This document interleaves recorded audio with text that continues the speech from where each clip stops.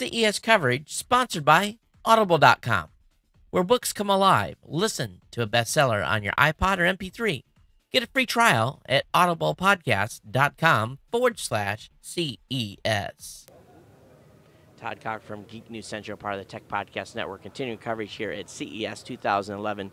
We were walking out of the Toshiba booth, and we noticed they had a pretty cool little demo over here where they have an SSD drive and an regular standard disk drive, HDD drive, on a platter that's basically shaking it. So Tom will kind of zoom in on that. But basically what they're demonstrating is, obviously, on the SSD drive, you're not going to be affected at all by any type of vibration.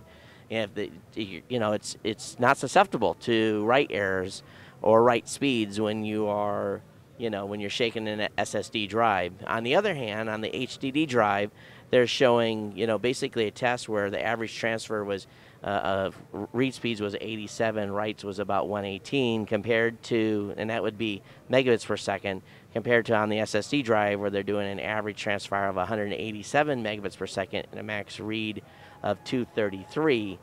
So this is pretty good. And, one thing I asked one of the reps here about was, what's going on with the bottleneck now on reads and writes on these SSD drives, and he says it's largely getting very close to being an I/O issue, and that the write speeds are, largely coming up to speed. This is Toshiba's 3rd generation SSD, and it's using their X-Gale system, which we've been talking about before.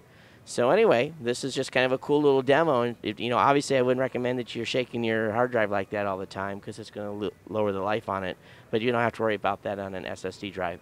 For the Tech Podcast Network, Todd Cochran from Geek News Central.